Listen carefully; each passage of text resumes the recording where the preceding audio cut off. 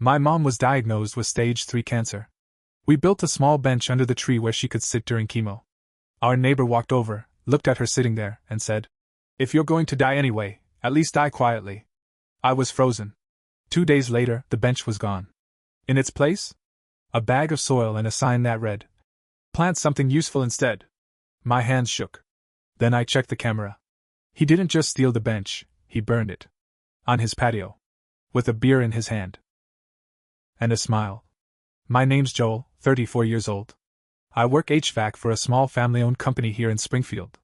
Been in the same house for over a decade. Never had real trouble with anyone until last year, until Mom got sick and Mitch decided he needed someone to pick on. Mom's name is Diane. She's 62. Strongest woman I've ever known. I mean that. She worked 2 jobs for most of my childhood. Waitressing, janitorial stuff, sometimes both in one day. She never went out. Never had a boyfriend after my dad split. Everything she had went into raising me. In March of last year, she was diagnosed with stage 3 breast cancer. We caught it late. She didn't want to worry me, kept saying she just felt tired. But I forced her to get checked when she passed out folding laundry. Chemo hit her hard. Nausea, hair falling out, fatigue, it all came fast. She tried to stay positive, but there were mornings I'd hear her crying in the bathroom, thinking I was still asleep. I wanted to do something, anything, to make her days easier. So I built her a bench under the big old maple tree in our front yard. That spot always had a nice breeze in the morning. It was quiet. Peaceful. She'd sit out there with tea and a book when she could manage it. Sometimes she just closed her eyes and listened to the birds. That's when Mitch started paying attention. He's our next-door neighbor. Late 50s, gray hair but always wearing Oakley sunglasses like he's a biker or something. He's retired. I think he used to be in insurance or real estate, but nobody on the street really knows. What we do know is that he's a prick. Has one of those "We don't dial 911" signs near his porch, cameras pointing every direction, and a nasty attitude with everyone. He once screamed at a Girl Scout for stepping on his grass. Anyway, it was early one morning. I had just helped Mom outside. She was weak that day, moving slow. I wrapped a blanket around her, gave her some warm ginger tea, and sat next to her for a bit before heading back in. I left the screen door open so I could hear if she needed anything. That's when I heard him. Mitch walked over from his side yard, didn't even try to be quiet about it. Just strolled up with that smug walk he has, hands in his hoodie pocket, like he owned the street. He looked at my mom, just looked at her like she was a piece of trash, and said, "If you're gonna die anyway, at least die quietly." I froze. I was inside, maybe 10 feet away, but I couldn't move. My body locked up like it didn't know what to do with the amount of rage hitting me. My mom didn't say a word. She just looked down, pulled the blanket tighter. Didn't even look at him. He walked away like he hadn't said anything wrong.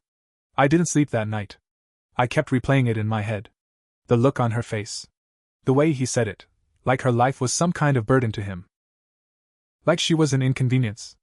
I wanted to confront him, but my mom asked me not to. "Let it go," she said. "He's just a bitter old man." 2 days later, the bench was gone. I thought maybe someone stole it. I checked around the house, even checked the garage thinking maybe someone moved it for some reason. But right where the bench had been was a bag of Miracle-Gro potting soil. And a wooden sign stuck into the ground. "Plant something useful instead." That's what it said. I didn't say a word. Just went inside and pulled up the security camera footage. He took it. Mitch. 12:43 a.m. clear as day. He dragged the bench across the yard, plank by plank. He didn't even rush, took his time like he was doing yard work. Hauled it into his backyard. Set it up on the concrete patio near his fire pit. And then I saw it. He poured lighter fluid all over it. Sat down in his plastic lawn chair, opened a beer, and lit it on fire. He toasted the flames. Laughed. Smiled. That same damn smile. That night I didn't sleep. I didn't go to work the next day. I sat in my garage, just staring at my tools, my hands shaking. I didn't want revenge at first. I wanted justice. I thought about going to the cops. But I knew what would happen. They'd say it's a civil matter. It's just a bench. They'd maybe issue a warning, and he'd laugh in my face. So I decided I was going to make him regret it in a way he'd never forget. I was going to ruin him. Not all at once. No, that would be too easy.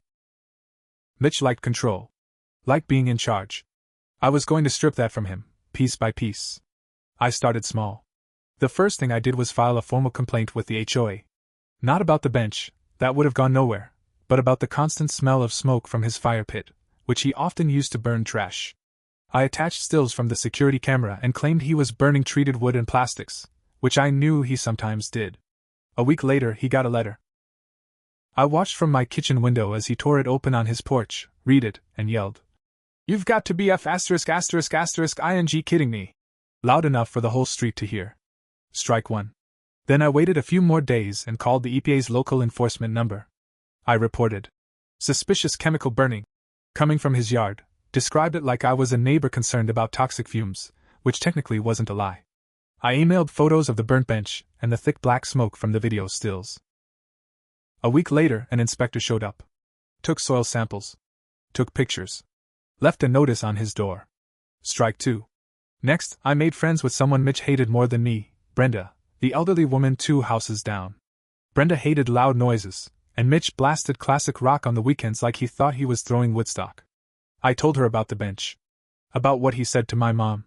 She nearly cried. 2 days later, she filed her own report to the city about Mitch violating noise ordinances. I helped her fill out the forms. He got another letter. This one came with a fine. Strike 3. By now, Mitch was pissed. He started glaring at our house every time he stepped outside. I'd catch him staring at my mom through his windows. He'd blast his music louder than usual some mornings, like he wanted to drive us out. That's when I decided to go for his pride. Mitch's yard was his temple. Perfectly cut grass. Lined flower beds.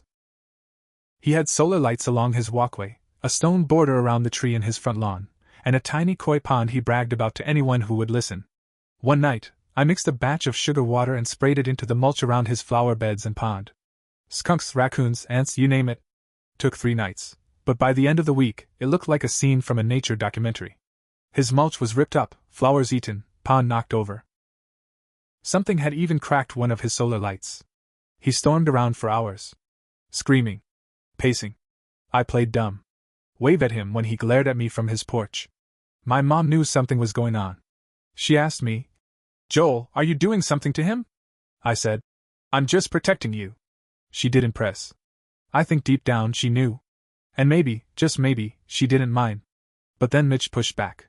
He called animal control and said our house smelled like cat piss. Said we were hoarding feral animals. An officer came out, did a walk-through, found nothing. But it embarrassed my mom. She felt like she was being treated like trash again. I saw the way her hands trembled as she explained she was sick, that it was just her and her son. That flipped a switch. I wasn't just going to make him suffer. I was going to make him beg for forgiveness.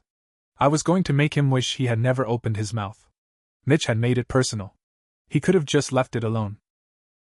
But he had to keep pushing. So I took it deeper. I knew he had some skeletons. Everyone does. And Mitch had lived on this street for almost 20 years. That meant there were records, maybe code violations, permits, property disputes. I spent a few nights digging through public records online and even visited the county office one afternoon on my lunch break. And I found something. In 2016, Mitch applied for a property extension.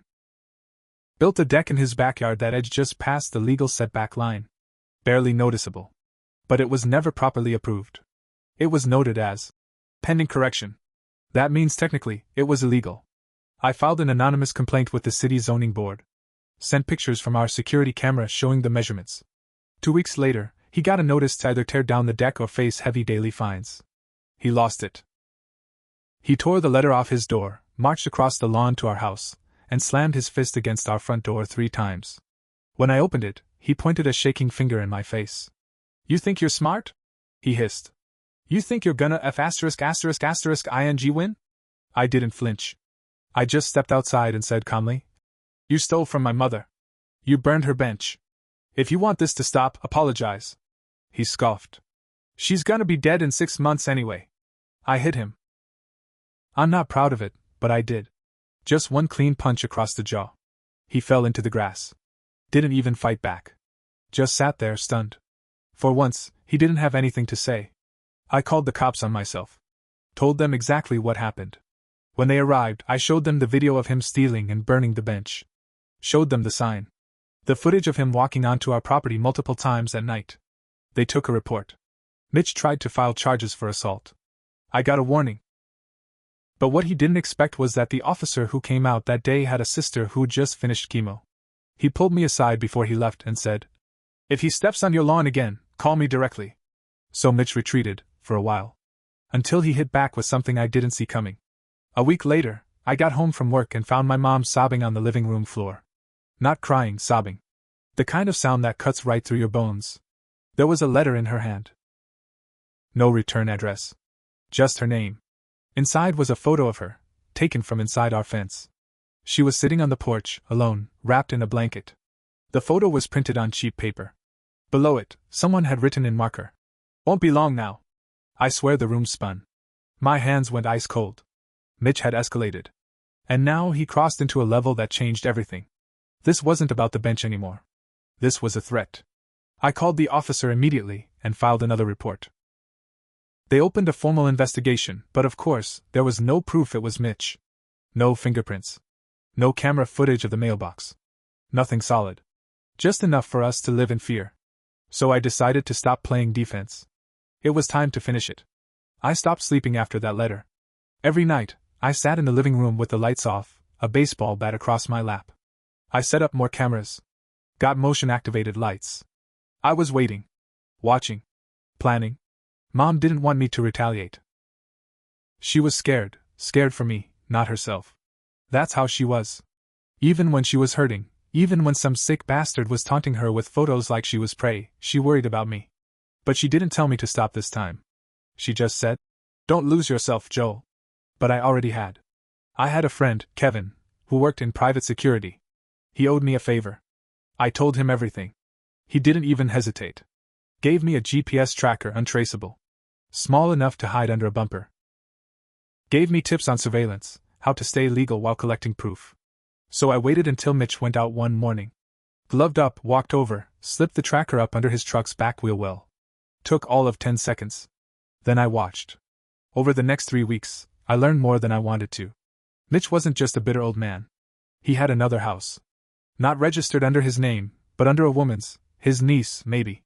He drove there 3 times a week, always after dark. Sometimes stayed overnight. I dug into the address. Turns out it was in foreclosure.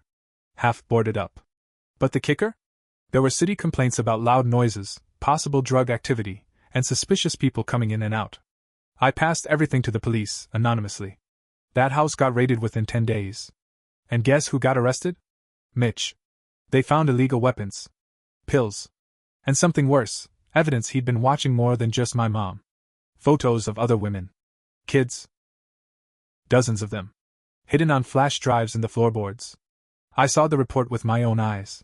My friend Kevin had a cop buddy who sent it to me, unofficially. The sick bastard wasn't just cruel. He was dangerous. Real dangerous. When they hauled him out, he was screaming my name. Swearing I set him up. Telling the officers I was a psycho, that I planted everything. Nobody listened. He looked like a lunatic. Because he was. The trial dragged out for months. My mom got sicker during that time. Chemo wasn't working like we hoped. By October, she was mostly in bed. Her body thin, her voice softer each week. But she held on through the trial. She wanted to see it through. She wanted to see him fall. And she did. Mitch was convicted on multiple counts: possession, stalking, harassment, illegal surveillance. He was sentenced to 18 years without parole. The day they read the sentence, I held my mom's hand in the hospital. She smiled. "Now that," she whispered, "is peace." She passed away 2 weeks later. And here's where I tell you what I haven't told anyone. I lied about one thing. The photos in that letter? The ones I said Mitch sent her? They weren't from Mitch. They were mine. I staged them.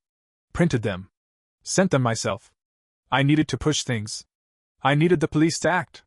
And I knew that kind of threat would light a fire. I watched her cry over a lie I made, and I let her. I hated myself for it. But it worked. It got Mitch locked away forever. It ended the nightmare. I don't regret the result, but I regret the cost. I saw what that letter did to her spirit. It chipped something inside her that never fully healed. So yeah, I got my revenge. But it didn't bring peace. It just brought silence. Mitch is rotting in a cell, and the tree out front is still there. I built a new bench. This one's metal, can't be burned. Has her name engraved on it. Sometimes I sit out there and wonder if she'd still be here if I'd focused on her instead of him. If I'd held her more and plotted less. Revenge felt good, for a minute. But it doesn't hug you back when the house is quiet.